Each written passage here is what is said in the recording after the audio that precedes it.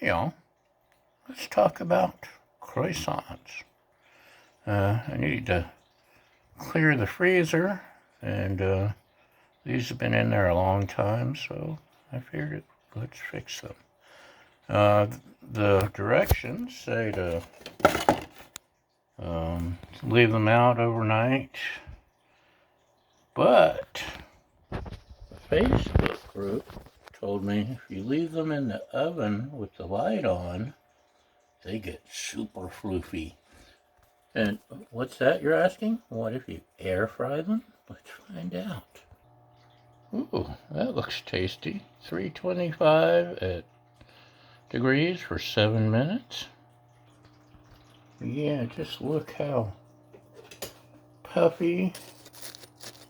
Listen to that flake. You can't ask for better than that, so yes. Leave them in the oven with the light on overnight, and then air fry, and you get some pretty awesome chocolate croissants from Trader Joe's.